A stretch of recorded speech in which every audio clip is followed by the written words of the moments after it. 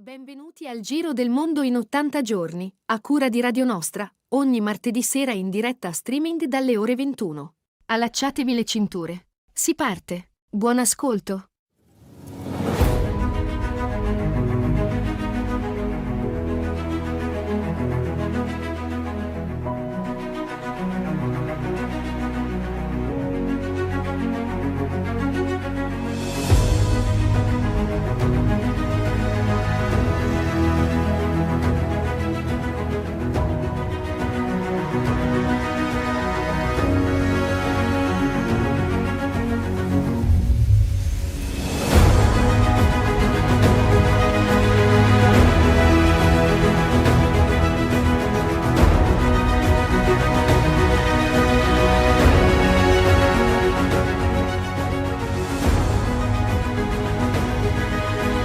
Eccoci qua nuovamente, abbassiamo un po' l'audio, eccoci, io oltre ad abbassare l'audio abbasso anche la voce, speriamo che si senta. Con tutti questi viaggi in mongolfiera anche la mia voce è partita.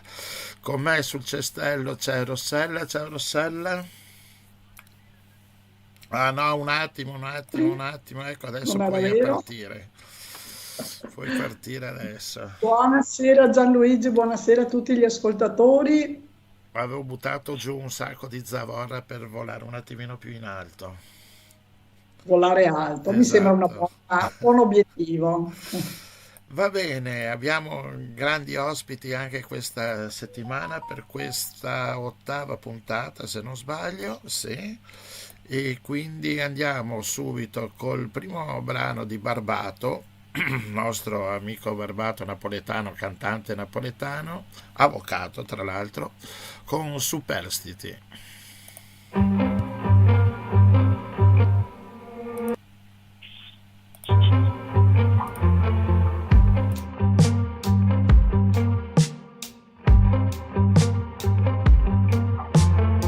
Restare di spalle, non porgere il viso al presente, lasciarci volare, via sulla pelle, pezzi di canzoni, soluzioni scomode, di non continuità.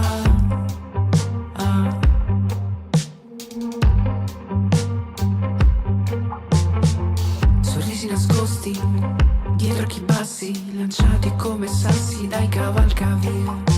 Parabole esemplari, cinica armonia, senza pietà.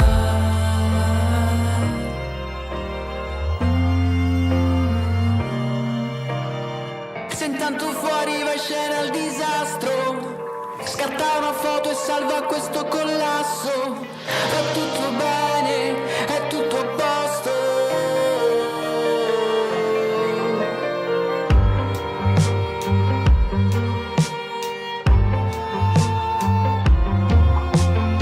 Restare di spalle, nascondere il cuore alla gente, avere il timore di essere troppo presente, perdersi e confondersi in un deserto di socialità.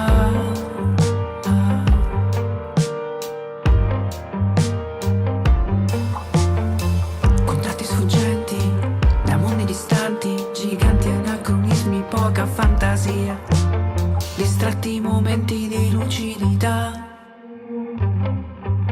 e amara poesia.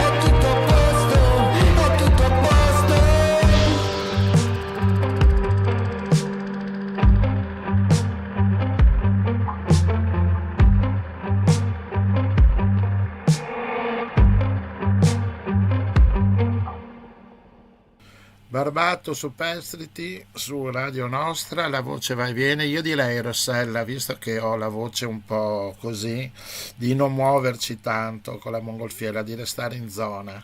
Siamo in zona, va bene. Ok, va bene. Allora adesso andiamo alla Giudecca. Chi troviamo a Venezia? Abbiamo con noi Polly di Extinction Rebellion. Benvenuta a bordo. Grazie mille. Allora, innanzitutto ti chiediamo la spiegazione di questo nome perché abbiamo provato a tradurlo in vari modi, non sapevamo dove andava la ribellione, quindi Allora, il nome è in inglese perché il movimento è nato in Inghilterra e tradotto in italiano la traduzione più appropriata sarebbe ribellione all'estinzione, perché noi siamo un movimento ecoattivista e quindi vogliamo ribellare al fatto che il genere umano, la Terra, cioè, il genere umano sta andando incontro a un'estinzione, nel senso che la crisi climatica o il collasso climatico, se vogliamo chiamarlo in termini più drammatici, è qualcosa di fattuale, cioè le temperature lo possiamo sentire sulla nostra pelle quanto fa caldo d'estate e lo possiamo vedere con i nostri occhi perché in Sicilia c'è la siccità, il nord e il centro vengono alluvionati, in realtà anche la Sicilia adesso occasionalmente alluvionata, non sono cose casuali, è tutto causato dal fatto che c'è in atto un collasso climatico, quindi un'estinzione, e l'idea è che il movimento si voglia ribellare all'estinzione, quindi svegliare i governi e dire facciamo qualcosa di efficace contro il collasso a cui stiamo andando incontro. ascolta Polly, e il movimento è internazionale, giusto?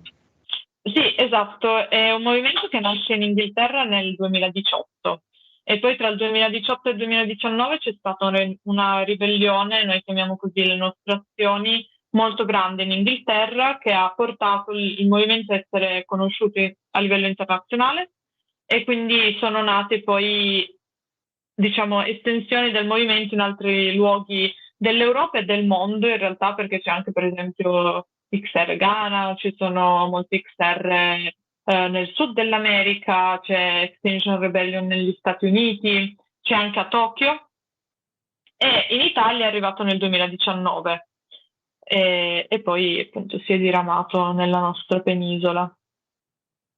Ascolta, quali sono gli obiettivi più urgenti secondo voi da raggiungere? Beh, sicuramente noi abbiamo tre richieste, ci muoviamo su tre richieste che sono dire la verità, ehm, agire ora e poi le assemblee cittadine. Quindi i nostri obiettivi sono riassunti in queste tre richieste. Dire la verità è richiedere al governo di fare un'informazione capillare su quello che sta succedendo, perché il governo nel comunicare la crisi climatica è estremamente blando.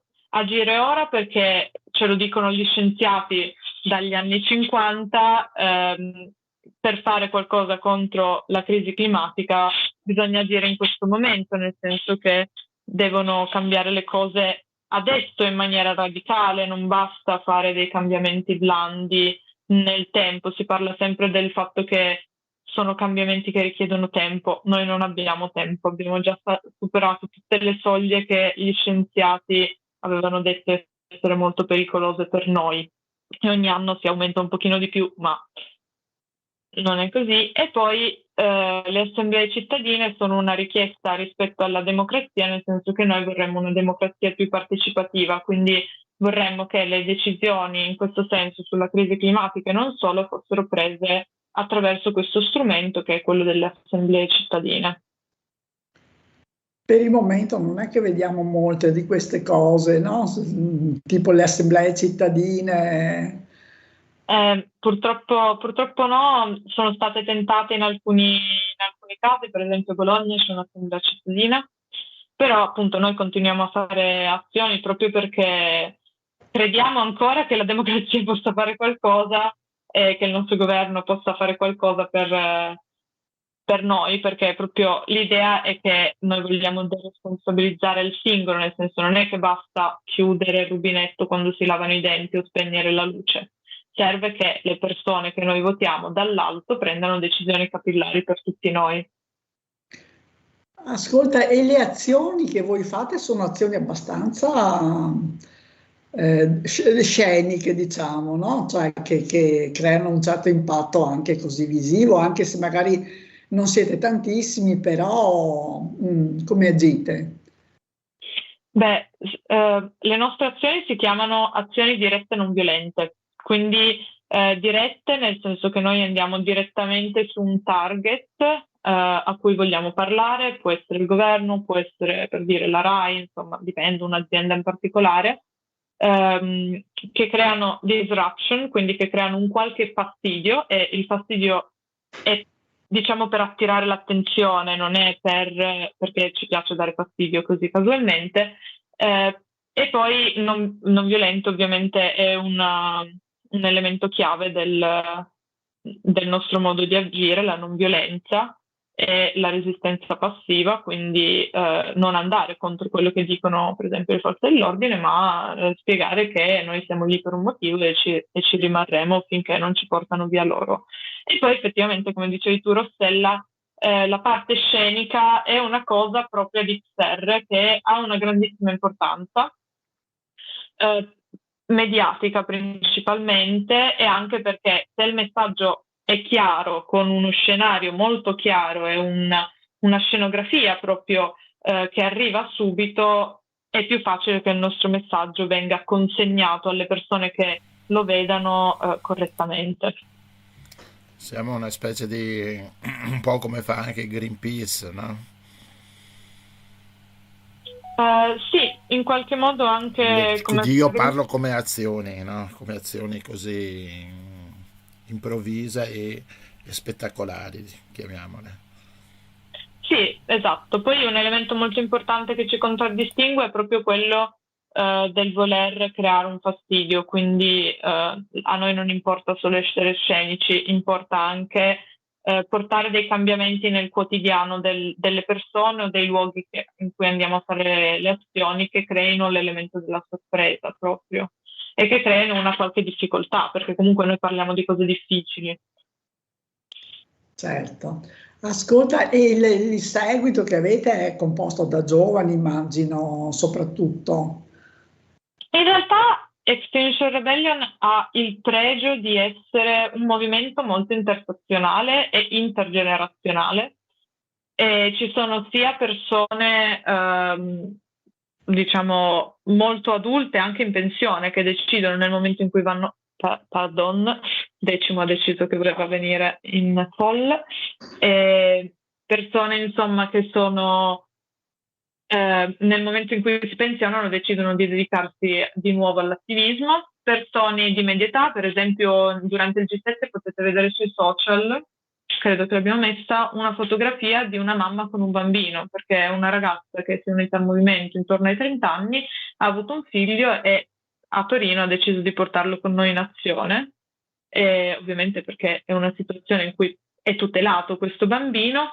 E poi ci sono qui anche tante persone giovani, più giovani, età liceale, intorno ai 16-17 anni, però soprattutto universitari tra i giovani, per così dire.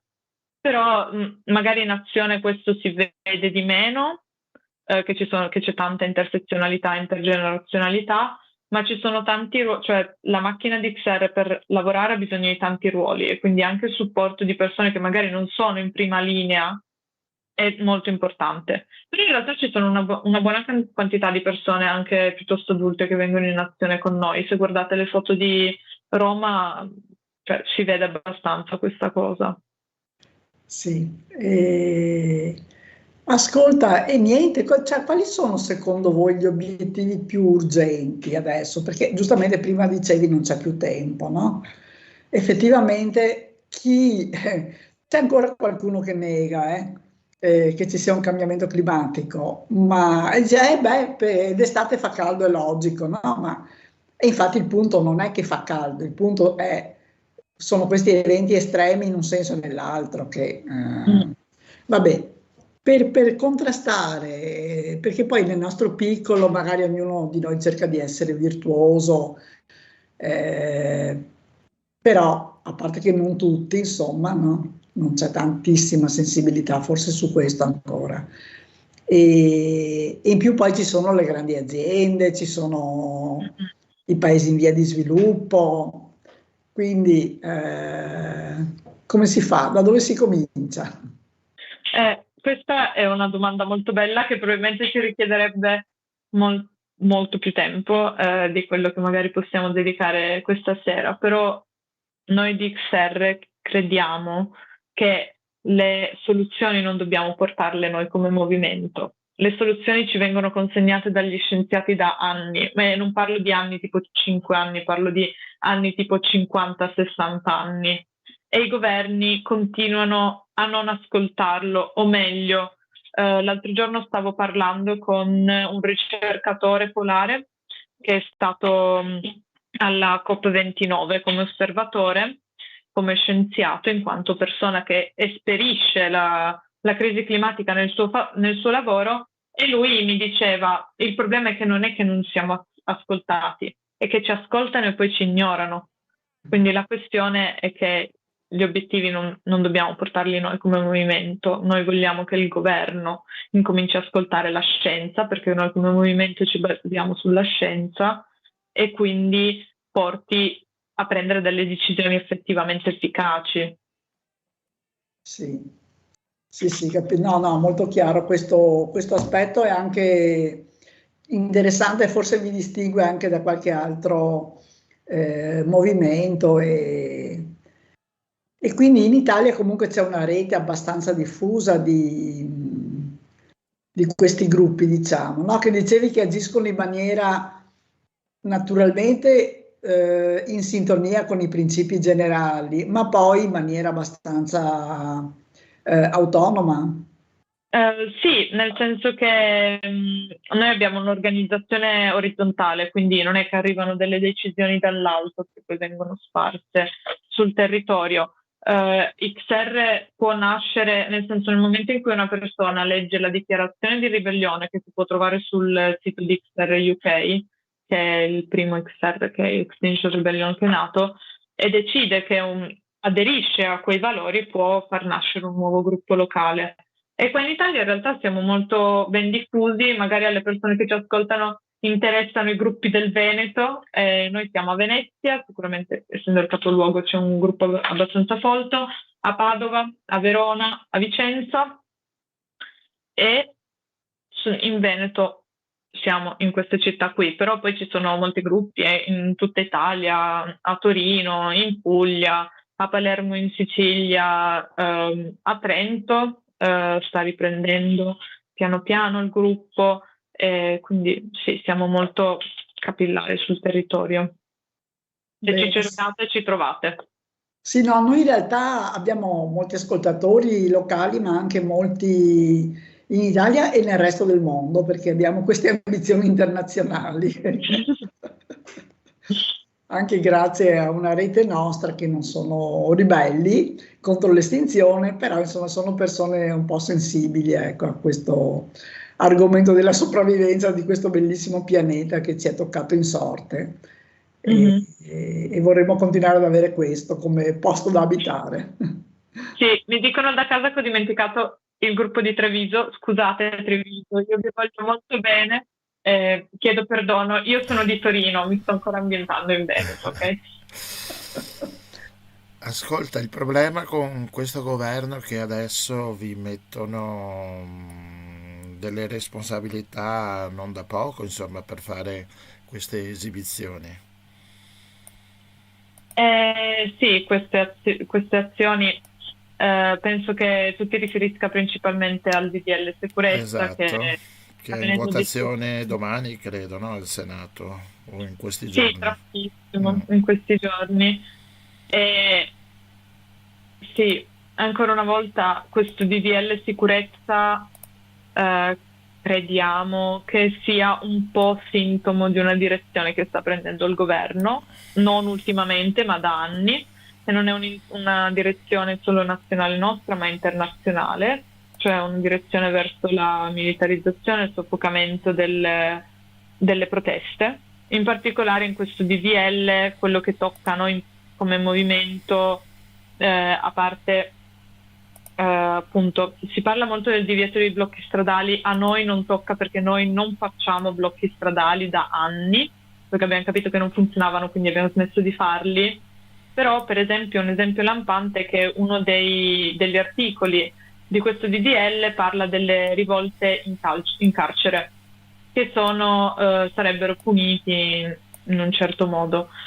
Però quello che è successo negli ultimi DDL è che certi articoli che erano dedicati a una categoria di persone, per esempio il DASPO per i tifosi, il foglio di via per i mafiosi, vengono poi nel momento in cui il DDL viene approvato esteso ad altre categorie. Per esempio gli attivisti, noi continuamente riceviamo fogli di via, a Torino ne abbiamo ricevuti 33 e poi abbiamo deciso di infrangerli perché il governo sta usando impropriamente una norma fatta contro la mafia, contro degli attivisti non violenti, e quindi c'è anche il pericolo che per esempio questo articolo nel momento in cui passa venga utilizzato per soffocare il diritto a manifestare.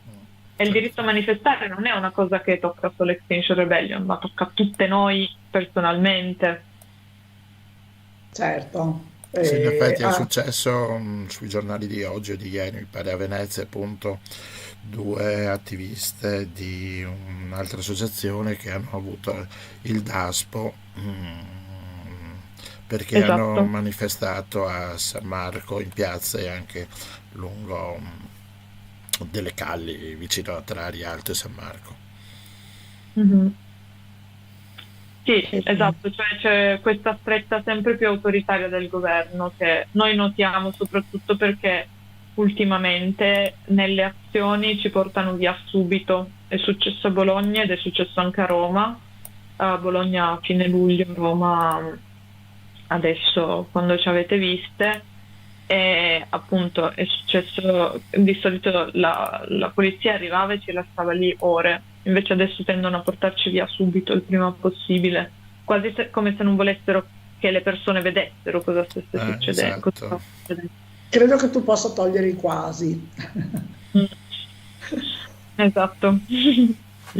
Sì, ma è coerente anche, stanno anche abolendo il diritto di sciopero, insomma, no? Abbiamo anche stasera firmato l'ennesima precettazione, vabbè. Quindi, insomma, è tutto è molto coerente, non c'è da sorprendersi. E bisognerà vedere come reagiscono i cittadini, perché si può anche reagire, no? A certe cose, esatto. A certe imposizioni. Esatto, cioè, il problema è che ci siamo convinti che ci sia un solo modo di manifestare, che non si possa esprimere il proprio dissenso. In realtà in una democrazia è una parte fondamentale l'espressione del dissenso, tant'è che il diritto a manifestare è tutelato dalla Costituzione. E il dissenso può essere espresso in molti modi. Extinction Rebellion ne sceglie uno, che è quello dell'azione diretta non violenta. Certo, va bene. Comunque per parlare con noi non c'è stato bisogno di fare disruption e nient'altro. E quindi dai. Voi avete una riunione domani a Marghera, ho visto. Esatto, sì. Noi abbiamo questo evento che sarà aperto dalle circa 20 alle persone esterne al gruppo, perché prima dobbiamo parlare di alcune cosine nostre. E quindi se volete venire a trovarci, volentieri, la sede è bella, ci sarà cibo e tante chiacchiere. Dai qualche indicazione, Marghera, dove? Allora, Caluise è in via Toffoli 20, si può arrivare o con il 66L oppure col treno, si scende a Mestre e anziché uscire verso Mestre Centro si esce verso Marghera e da lì sono una decina di minuti a piedi. Io da Venezia vengo in treno perché per me è molto comoda la stazione, però appunto anche il bus lascia circa 5 minuti di distanza da lì. Comunque io adesso ho messo la mappa, ho messo anche l'orario, ho messo l'indirizzo e quindi chi vuole venire può venirvi a trovare. Esatto, e poi se volete noi ci siamo su Instagram, ci siamo su Facebook, ci trovate come XR Venezia oppure XR Italia se siete da qualche altra parte dell'Italia e abbiamo un sito che è Extinction Rebellion Italia, in cui potete trovare tutte le informazioni eventualmente. Va bene. Direi che possiamo lasciare partire con la mongolfiera per andare più avanti. Cosa dici, Rossella? Sì, salutiamo e Salutiamo, ringraziamo non andare via ospiti. però durante la musica, Mm. e mettiamo il ragazzo della Via Gluck, io e i Gomma Gommas. 2, 3, 4, questa è la storia di uno di noi, anche lui nato per caso in via blu, in una casa fuori città, gente tranquilla che lavorava, là dove c'era l'erba ora c'è una città,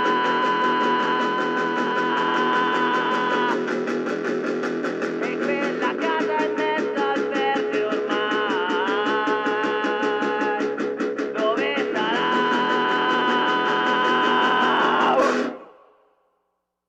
Questo ragazzo della via Gru si divertiva a giocare con me, ma un giorno disse vado in città e lo diceva mentre piangeva.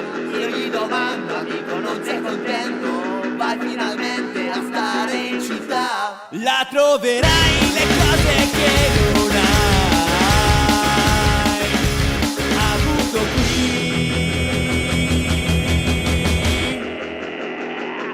Potrai lavarti in casa senza andare nei cortili.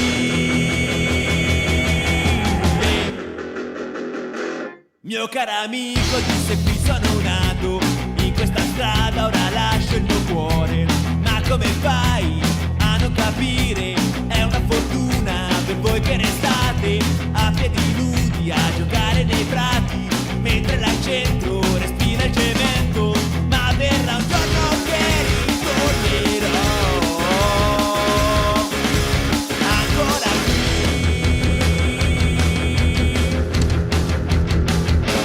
e sentirò l'amico zero che sia così. Wow, wow.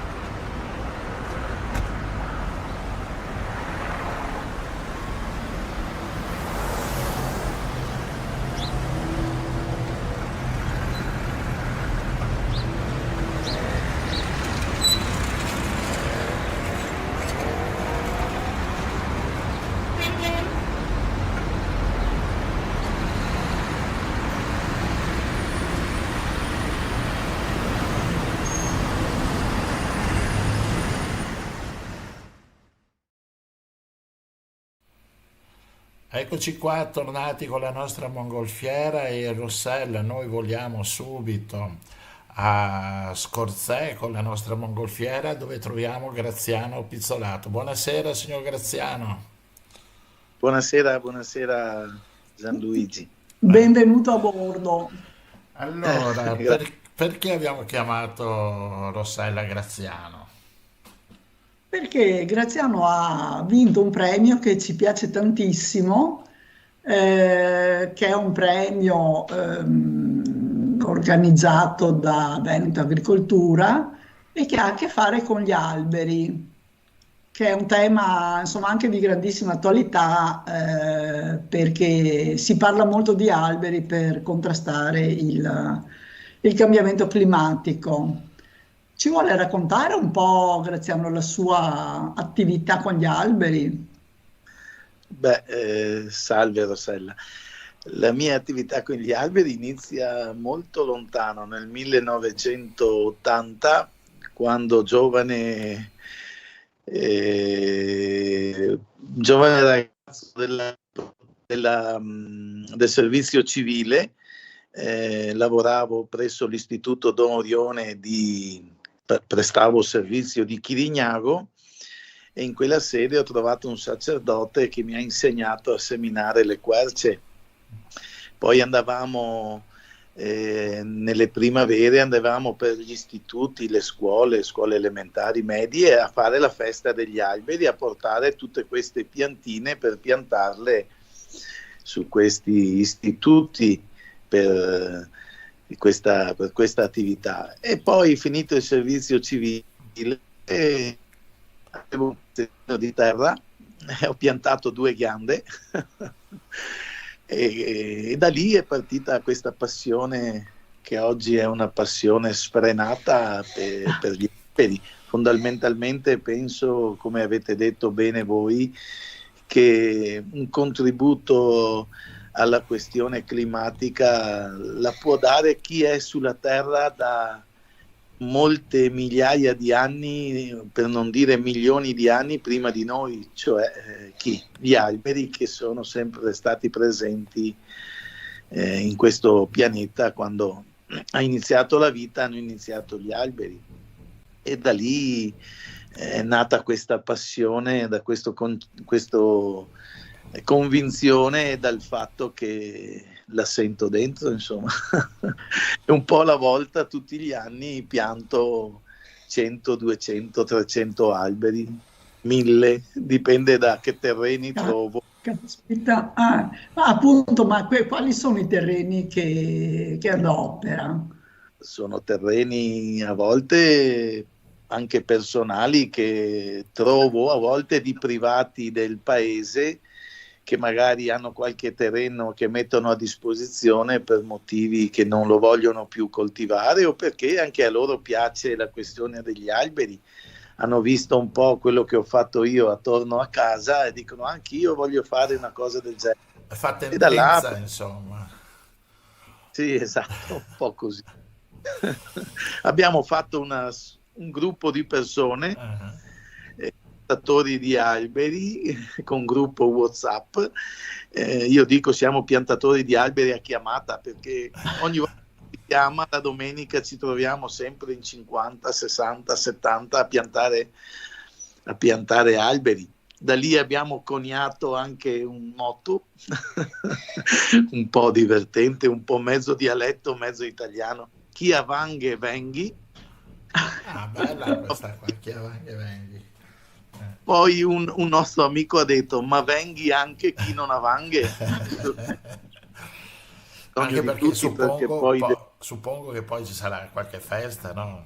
Magna e bevi. sì, alla fine cioè, il freddo che partecipiamo, perché poi d'estate gli alberi piantati non si finisce con la piantumazione, ma c'è anche tutta la questione dell'innaffiatura, perché per i primi 2 o 3 anni bisogna stare attenti che sopravvivano, insomma. Ecco, così. Che bello, beh, è una passione bellissima e tra l'altro sembra che sia un argomento molto recente questo degli alberi, no? Invece non solo ci racconta della sua esperienza, sono già più di 40 anni che si dedica a questa attività, ma il premio è intitolato a Jean Genot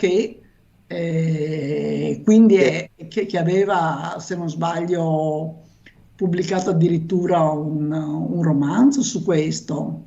È il personaggio del libro scritto da Boffer, un scrittore francese che lo ha ambientato nella prima guerra mondiale, di questo signore che andava ogni mattina con la sua borsa, con la sua bisaccia carica di ghiande e andava ad impiantarle in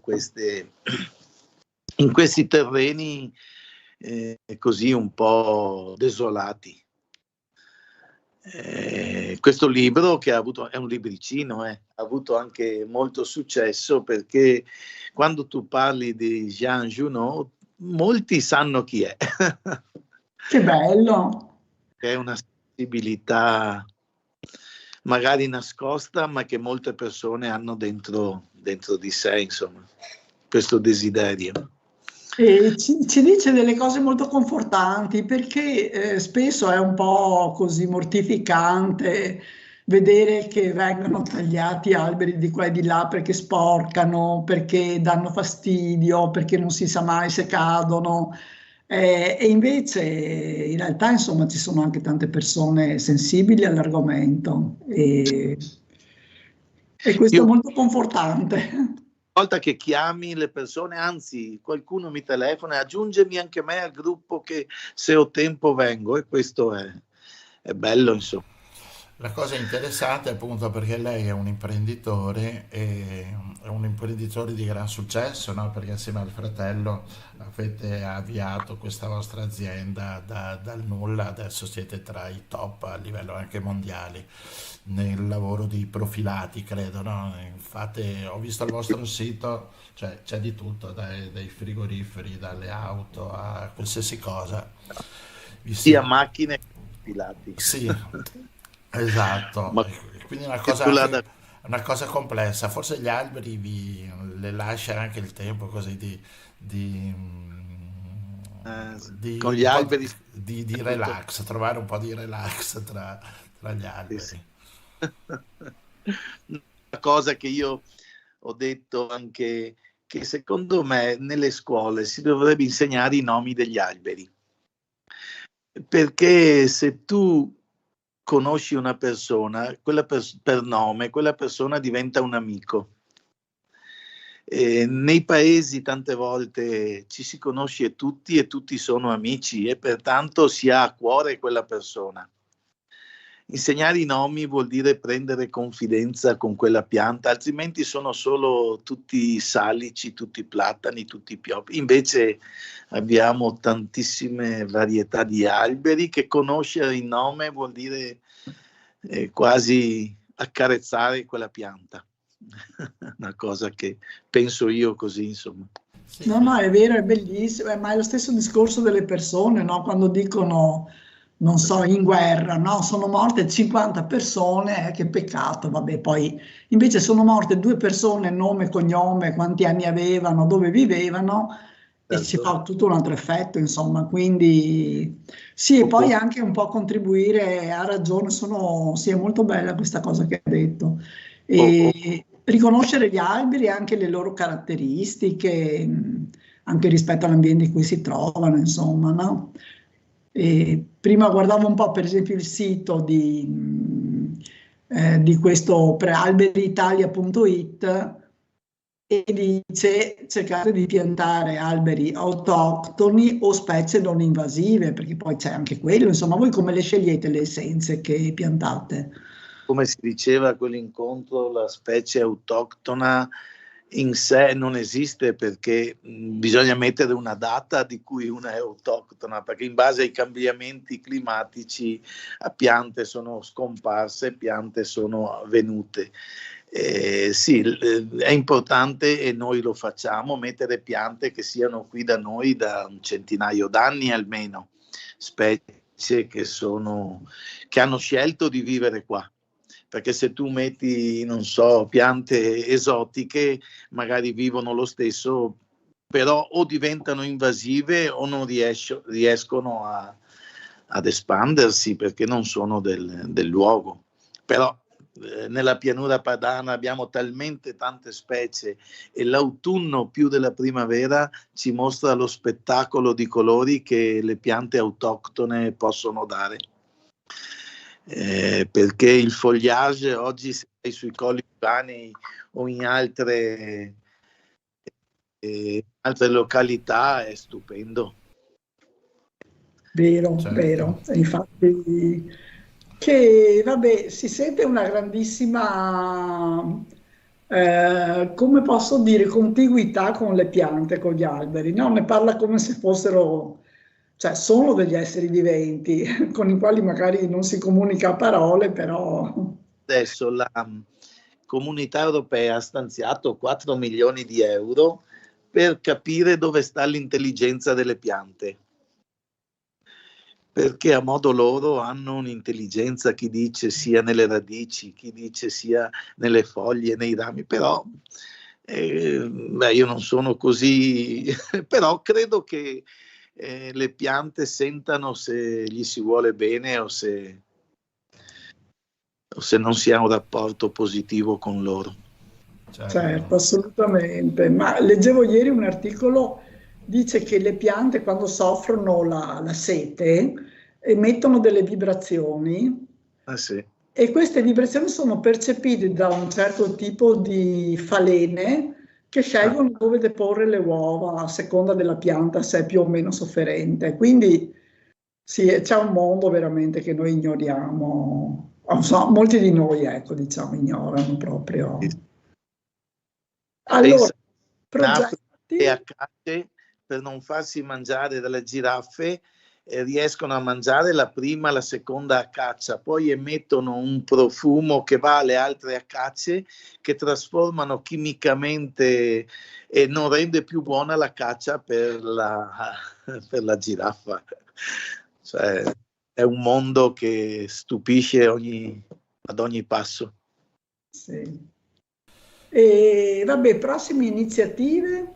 Abbiamo adesso domenica prossima, in ricordo di un amico scomparso in montagna, pianteremo un bosco, il bosco di Nicola. Che bello. E poi in primavera abbiamo altri 2 boschi da piantumare. Beh, allora vediamo di fare un salto così veniamo anche noi a chi avvenga, chi avanghe venghi.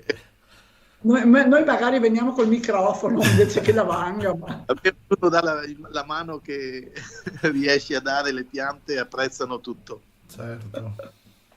Va bene. Grazie. Signore, E complimenti. Grazie, veramente. esatto, complimenti, lasciamo il suo lavoro e grazie mille e buoni alberi. Ecco, buona piantumazione. Esatto. Grazie a voi. Grazie mille, arrivederci. Arrivederci.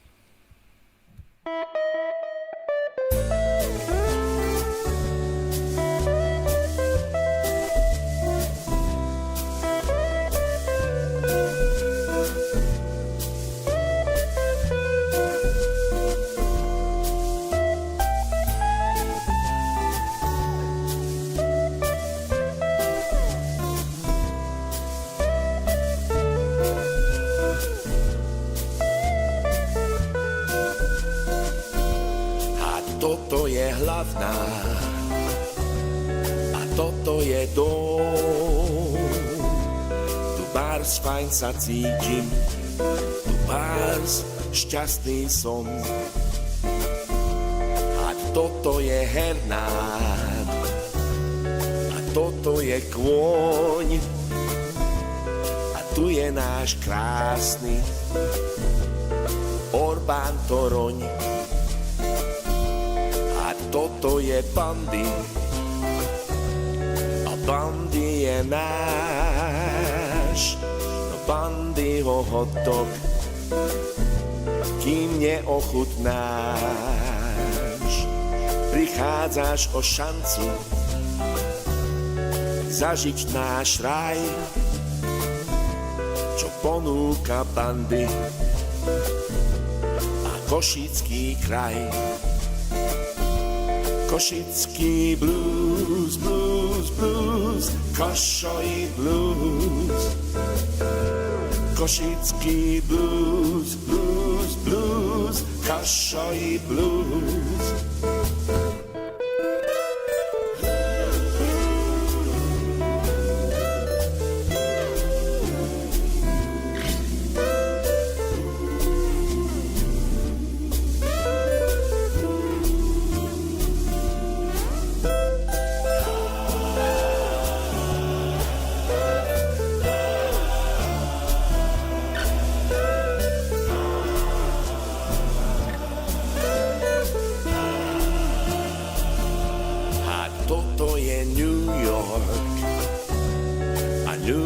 Je ją, tu śpiewał I Elvis, I Barry Manilow, ty chodia I Kuna, bol tu I Sting, zahral I New Wave, zahral I Swing, a toto je Pužňa. Pužňa je náš stánok pre hudbu, tu klasiku máš. Máme aj folklór, hip-hop a jazz, aj operu v meste, hrajú aj dnes. Košický blues, blues, blues, Kassai blues. Košický blues, blues, blues, Kassai blues. Košický blues, blues, blues, Kassai blues. Košický blues, blues, blues, Kassai blues.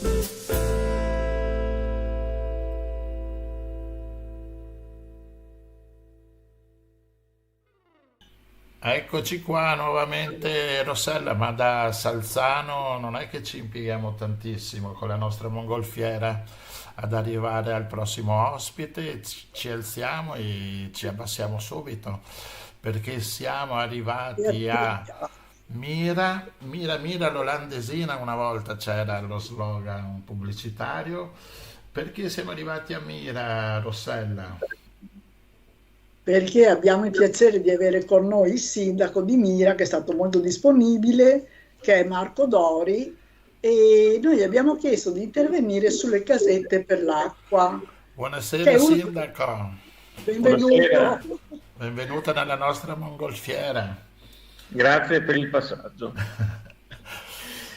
Allora, le casette sono uno dei nostri pallini, ma qui non è che abbiamo tanto ascolto. Allora, intanto, sindaco, invece abbiamo visto che a Mira, insomma, sono anche diverse e ne state anche aggiungendo. Puoi intanto spiegare a chi non le conosce cosa sono le casette per l'acqua? Sì, allora, oggi, in questo momento in cui ne stiamo parlando, si è aperta anche la nona casetta dell'acqua, quindi nono punto di distribuzione dell'acqua, cosiddetta acqua del sindaco. Per chi non lo conoscesse, è un distributore di acqua sia naturale che frizzante. Chi vuole va con la bottiglia possibilmente riciclata o di vetro, si fa la sua cassettina dell'acqua e se la porta a casa e se la beve. I costi sono contenuti, l'acqua è certificata pulita, microfiltrata. Da noi onestamente sta avendo da anni un grosso riscontro, perché prima era una, poi sono diventate 2, poi sono diventate 4 e adesso sono 9. Beh, insomma, 9 forse avete il record di casettine per quanto riguarda un comune.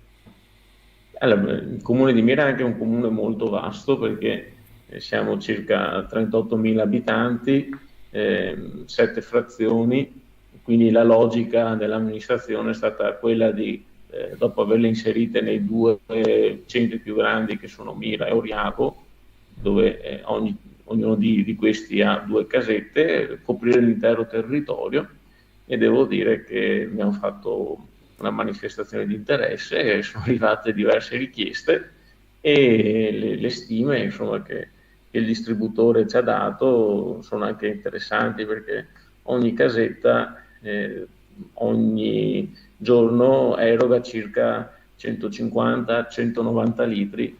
Se pensate che ogni litro vuol dire anche mediamente una bottiglia d'acqua, spesso in plastica, noi che siamo anche un comune certificato plastic free, è sicuramente un sintomo che almeno i nostri cittadini sono sensibili a questo tipo di servizio. Beh, certo, ma come funziona la cosa? Cioè, la casetta è gestita dal comune oppure è gestita dal gestore dell'acqua? O da terzi ancora? Come funziona? Esatto. Noi abbiamo fatto un bando pubblico, una manifestazione di interesse, cercando un partner che è stato trovato sul libero mercato. Ce ne sono tanti, onestamente, di aziende che si occupano di questo tipo di servizio, e da noi, insomma, con grande serenità, diciamo che abbiamo ottenuto questo tipo di investimento. E la cosa che secondo me va anche segnalata è questa. Allora, le casette fino a qualche mese fa potevano essere utilizzate sia con le monetine che con le tessere magnetiche, che sono le tessere ricaricabili. Purtroppo quest'estate c'è stata una vera e propria ondata di furti e microfurti e vandalismi relativi a queste casette, dove i ladri hanno cercato quei pochi spicci che c'erano, e quindi hanno dovuto fare questo tipo di intervento sostitutivo, ovvero dove c'era la gettoniera hanno messo la tessera magnetica. Quindi oggi queste casette possono essere utilizzate solo con tessera ricaricabile. C'è una rete di negozi che ha aderito, noi come amministrazione stiamo chiedendo anche che venga implementata, perché uno dei punti di forza è che queste casette sono nelle frazioni, quindi è anche giusto che chi abita in una frazione non debba fare chissà quanti chilometri, perché si andrebbe anche un po' contro il concetto ambientale delle casette. Certo. Volevo chiederle, deve avere un guadagno la casetta, oppure va anche in perdita per la gestione? Com'è la cosa? Questo è sicuramente un aspetto che il gestore privato ha verificato prima di fare l'investimento. Indubbiamente c'è un investimento dietro, ma come ogni investimento c'è un business plan. Quindi chi ha fatto questa proposta e chi ha fatto la propria manifestazione di interesse si sarà sicuramente fatto un piano aziendale, ma ribadisco, non è 9 casette, non sono capitate tutte in una volta. C'è stato un processo, una falta di crescita. Credo che anche questo abbia contribuito a far sì che ci fosse un interesse da parte del privato, perché altrimenti poteva essere un azzardo. Però da una sono diventate 2, le 2 sono diventate 4, da 4 sono diventate 9. Io vedo una crescita, no?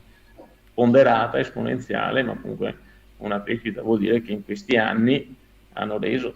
Certo. Ma quindi il comune non mette risorse, quindi? Noi mettiamo il terreno. E basta. E basta. È molto interessante questo, perché una delle obiezioni che vengono fatte è che è una perdita, che il comune non ha soldi da spendere o buttare, insomma, a seconda di come si vuole dire queste cose. Un'altra obiezione è, ma insomma non servono a niente, perché invece si potrebbero mettere le macchinette per riciclare le bottiglie, quelle che danno qualche centesimo per ogni bottiglia, e non era meglio mettere quelle? Faccio un po' l'avvocato del diavolo, Ma io credo che tutto quello che faccia bene all'ambiente va sperimentato quantomeno. In passato anche noi facemmo sempre una manifestazione di interesse per questi mini compattatori, chiamiamoli così, ma invece in quel caso nessuno rispose. Io credo anche, ma non sono un esperto, ma lo dico così per mia, come possiamo dire, per una mia ipotesi di lavoro, il mercato della plastica è andato un po' impoverendosi, quindi presumo che essendo comunque un investimento che deve fare un privato ci sia meno marginalità, ecco, mi viene a dire questo. Aggiungo poi che il nostro comune è un cosiddetto comune riciclone, quindi molta attenzione al corretto differenziata la facciamo, quindi può essere che non ci sia tutta questa necessità. I nostri cittadini anche, diciamo il premio l'abbiamo avuto qualche settimana fa, continuano ad avere una quota di 85% di differenziata. Bene. Comune di 40.000 abitanti. Complimenti. Complimenti ai cittadini che ogni anno tengono alta questa asticella, nonostante non sia facile. Sì, no, certo. Però insomma i cittadini vengono anche un po' indirizzati dall'amministrazione, insomma c'è anche il lavoro, no, suppongo, da parte dell'amministrazione di informazione, di informative, insomma, per... Allora, quando è iniziata la raccolta porta a porta, non ero io il sindaco, c'era un'altra amministrazione, ormai parliamo di più di quasi 10-12 anni fa, e sicuramente ci sono state delle... come posso dire, delle resistenze, ma adesso a distanza di anni devo dire che la cosa che si nota di più è l'attenzione dei cittadini verso chi abbandona i rifiuti. Quindi è diventata anche un aspetto culturale quello di far bene la raccolta differenziata e di osteggiare chi invece la fa male o chi addirittura abbandona i rifiuti. L'hanno fatta loro, questa secondo me è la cosa più importante. Certo, va bene, niente, grazie Sindaco, potremmo chiudere con acqua in bocca, non lo diciamo a nessuno, ma invece lo pubblicizzeremo. No, lo diciamo a tutti invece. Lo diremo a tutti di questa... Scusa, un'ultima domanda io avrei. I supermercati non sono molto arrabbiati che gli viene portata via una fetta di profitto comunque? Sono ancora vivo. Bene. Quindi non è così tragica neanche per loro forse. E va bene, io ho esposto un po' le obiezioni che vengono fatte, che sono state fatte, insomma, qui da noi quando abbiamo provato a proporre questa soluzione e quindi vabbè, grazie per le risposte, molto incoraggianti. Sindaco, grazie mille. Io ho visto anche dal sito che state avviando la raccolta per le candidature per le comunità energetiche. Magari ne parleremo prossimamente, la distribuiremo per questo ancora, va bene? A disposizione. Perfetto, grazie mille, buon lavoro, grazie. Ciao a tutti.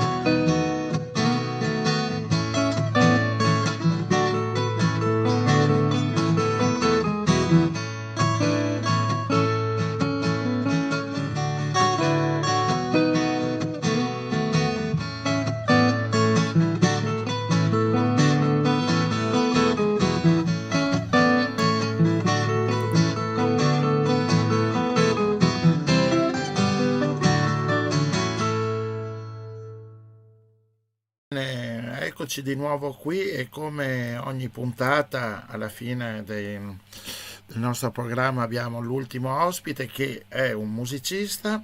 Con noi questa sera Alessandro Pasquale. Ciao Alessandro. Aspetta, ti alzo il microfono, ecco qua, puoi risalutare. Ciao a tutti.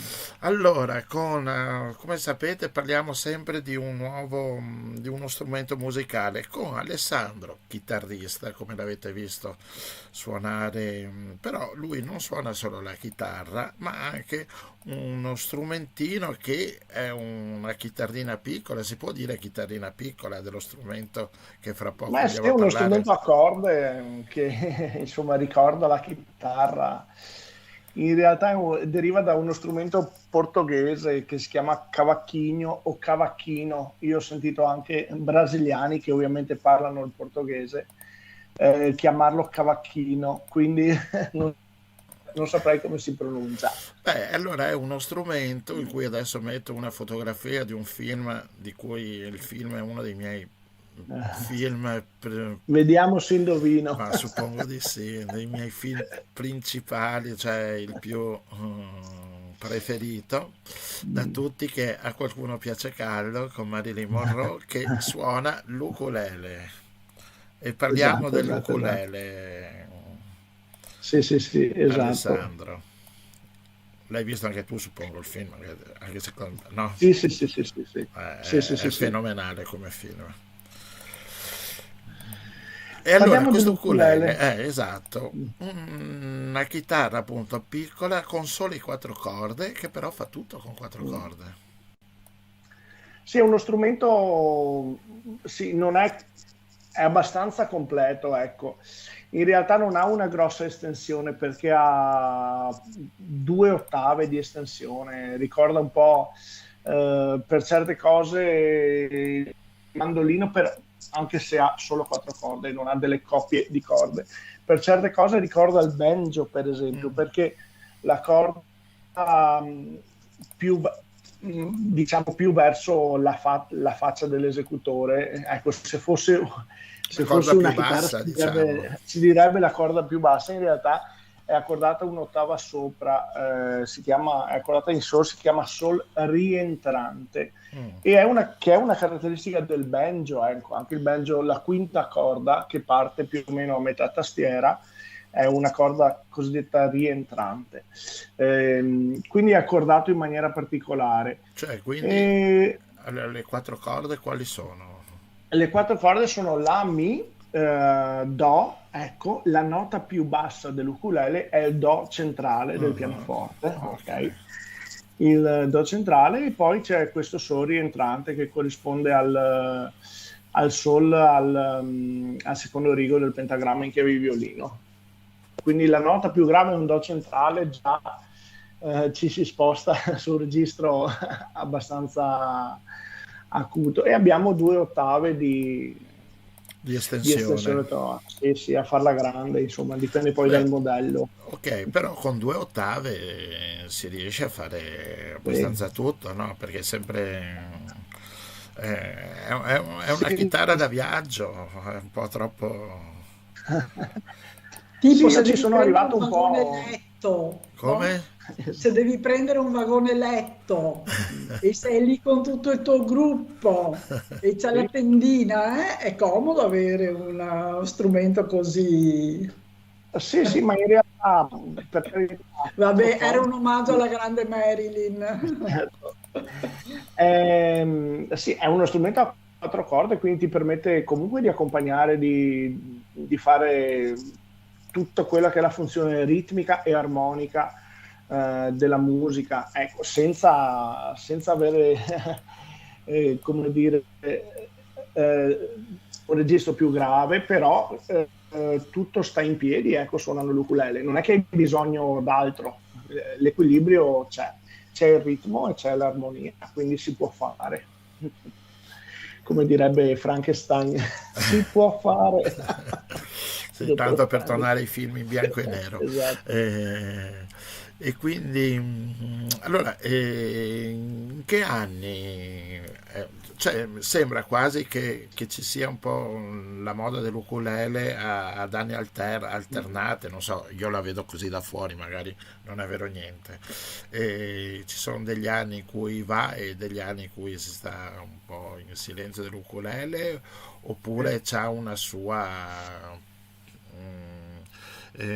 funzionalità, la sua diffusione abbastanza sistematica. Ma questo dipende sempre un po' dal contesto storico e anche dalla location. Io parlo in Italia, credo che adesso, ecco, ci sia un discreto amore per questo strumento. Vedo che viene utilizzato, ho degli amici che insegnano ukulele alle medie, quindi cioè, insegnano musica alle medie, e invece del flauto, del classico flauto, vieni con l'ukulele oppure vieni con una chitarra, ma anche con l'ukulele, insomma, e quindi c'è un po' questa moda, chiamiamola moda, sì. Poi lo trovi in vendita nei negozi di libri, vai da Feltrinelli, lo trovi, vai qua, vai là, insomma lo trovi anche in giro. Sì, poi il prezzo non, cioè, ne trovi di tutti i tipi, suppongo, no? Ma sì, come ormai sì. Adesso gli strumenti. Sì, ma si parte dai 30-40 euro per l'ukulele in plastica, addirittura forse anche in legno, per quella cifra, fino a prezzi di tutto rispetto, insomma, fino ai 5-6 mila euro. Però. Quindi, sì. Liuteria hawaiana, ovviamente. Ascolta, musicisti che usano l'ukulele, musicisti famosi, a parte te? Beh, c'è Eddie Vedder, per esempio, il primo che mi viene in mente, che è il cantante di Pearl Jam, che comunque è una band che suona negli stadi, quindi è una band importante. Ha fatto qualche anno fa un disco solo chitarra e ukulele, ecco, per esempio. Poi vabbè, ci sono anche dei cantautori italiani che fanno qualche concerto, qualche brano con l'ukulele, anche Elisa, credo. Elvis, sì, è stato chiaro. A farsi vedere in giro con l'ukulele. E poi, se parliamo di Hawaii, sicuramente c'è il grandissimo sia come mole che come fama Israel Kamaha Wiwole, che è compianto, cantante e suonatore di ukulele. Quello che l'ha portata un po' alla ribalta negli anni 90 con Over the Rainbow, ecco, un brano certo.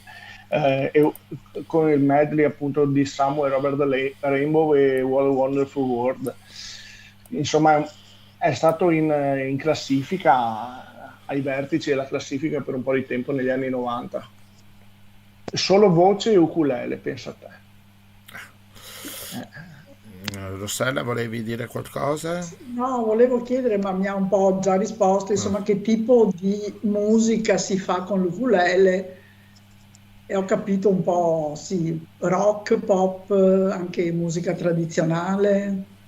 Sì, beh, c'è anche gente che esegue anche musica classica, anche musica barocca, c'è gente che ha trascritto Bach e lo esegue con l'ukulele, c'è chi fa solo brani semplici con 2 accordi, tipo i brani di Bob Marley. Insomma, si può fare un po' di tutto, si può anche esagerare, si possono fare anche brani rock, insomma si può fare un po' di tutto. Quindi è uno strumento versatile, sì, piccolino, accessibile anche da trasportare così, perché guarda che ogni volta che parliamo con i musicisti dei vari strumenti, qualcuno precisa, non so, l'arpa o la batteria, sono strumenti un po'... Invece sì, qualcun altro dice no, il flauto è facile da portare, quindi anche l'ukulele è facile da portare. Sì, il peso, la portabilità di uno strumento sono sempre importanti. Io quando parlo con parlavo a volte con musicisti e con amici veneziani e mi chiedevo ma come mai a Venezia ci sono un sacco di sassofonisti, trombettisti, trombonisti o violinisti? Perché lo porti in mano? Fai tu il batterista a Venezia. Esatto. O l'arpista come la nostra amica Trentin che ha escogitato un carrellino apposta per i ponti per portare l'arpa. Però devo dire che Stefano Olivato ha battuto tutti perché con l'armonica a bocca è ancora più piccola. Sì, concordo. Allora, per imparare abbastanza a 4 corde è abbastanza semplice allora suonarlo. Sì, beh, come tutti gli strumenti a 4 corde, non diciamo a un violinista che imparare il violino è semplice, però è uno strumento comunque che se lo impari, diciamo, seguendo il programma tradizionale di chitarra pop, di chitarra moderna, può risultare abbastanza semplice. Poi se si va un po' a scavare, iniziare a fare lettura a prima vista dei duetti, dei trii, dei quartetti, ecco che può essere complicato, ma è molto piacevole. Vabbè, come tutta la musica, insomma, dopo quando arrivi a certi livelli è più difficile. Allora, Alessandro non lo dice, ma lo dico io, lo potete vedere per chi vede su YouTube, ho messo le copertine di alcuni trattati che Alessandro ha scritto per imparare a suonare l'ukulele. E li trovate su Amazon, credo, no? Prezzo anche relativamente comodissimo, abbastanza alla portata di tutti, e quindi se volete, ecco, Alessandro Pasquale viene ad Art Time School e vi insegna dal vivo l'ukulele. Certo. Ascolta Alessandro, grazie. Allora, prima di entrare abbiamo messo il tuo brano Here Comes the Sun dei Beatles che hai suonato con la chitarra. Ora, mentre ti salutiamo e passiamo al prossimo ospite, lo stesso brano suonato con l'ukulele, quindi potete sentire un po' le differenze. Sì, sono entrambi degli arrangiamenti miei molto simili e ho provato a farlo anche con l'ukulele, certo. Sì, è carino lo stesso, viene fuori una bella cosa. Va bene, grazie Alessandro, grazie mille e ci sentiamo prossimamente. Ciao. Bene. Ciao. Grazie. Ciao.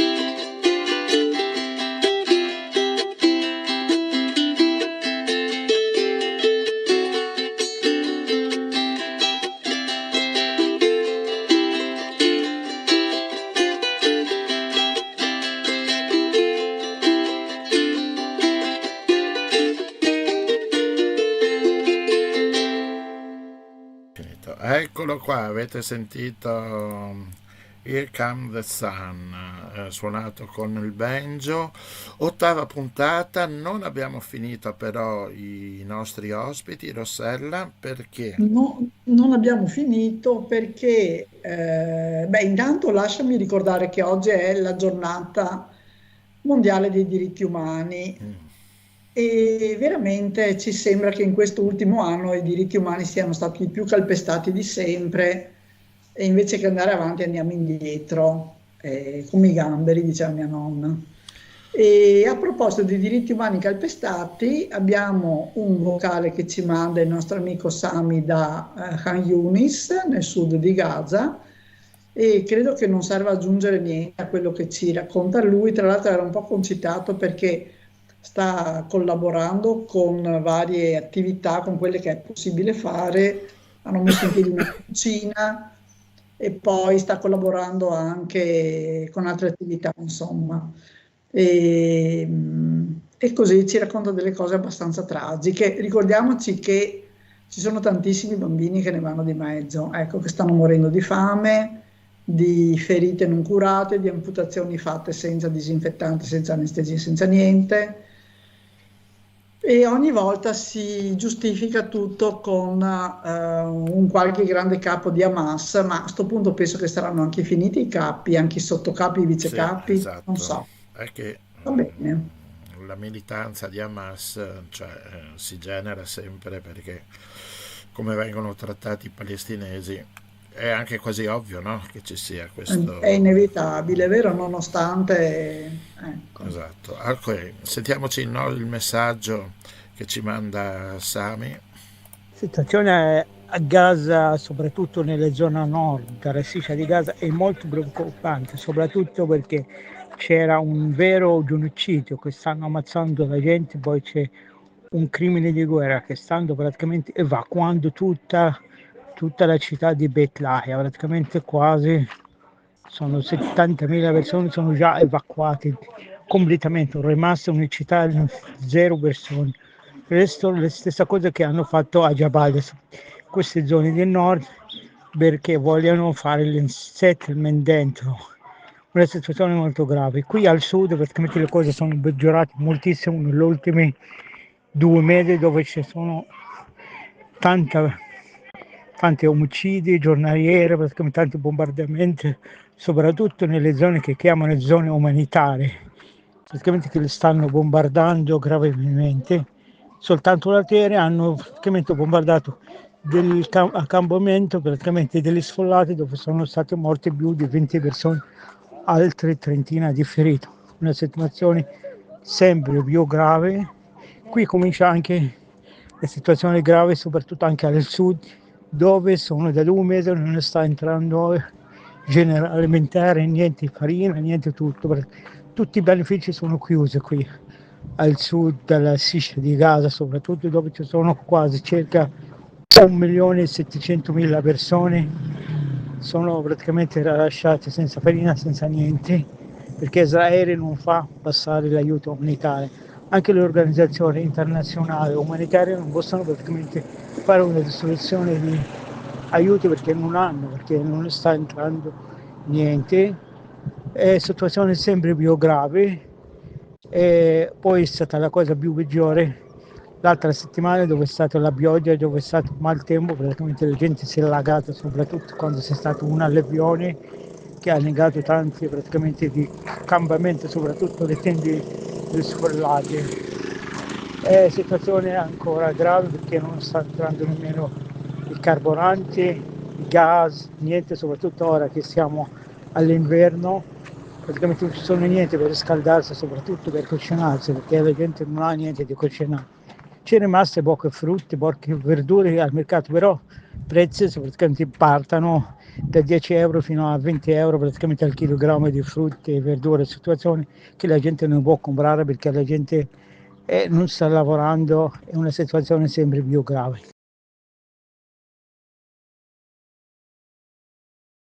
Ecco qua, è finito il messaggio. Stavamo appunto dialogando con Rossella come trovano il cibo che no, Rossella, cioè è difficile, 20 euro il chilo la frutta.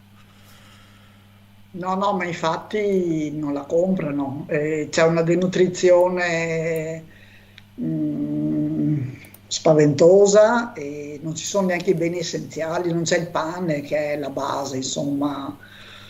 E dice che non arriva farina e che comunque la farina, quella pochissima che arriva, perché poi ci sono questi, non so come definirli, insomma, ladri Sì, che queste attaccano il bande che... camion, ecco, che sono, pare, molto così tollerati dall'esercito israeliano, perché comunque l'esercito israeliano è là, non è che ci mette tanto a fermare delle bande che rubano farina, voglio dire, Certo. se vuole.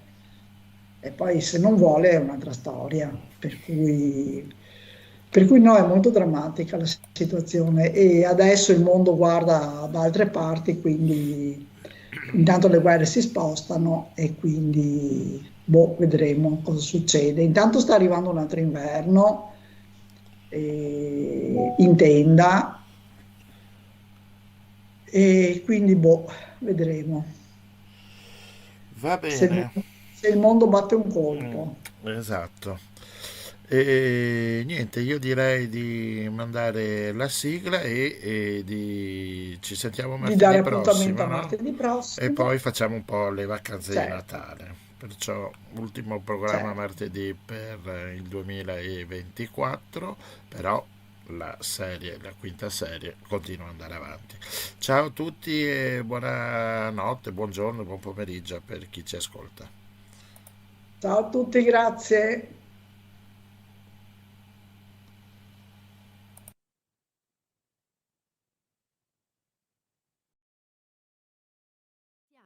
A martedì prossimo.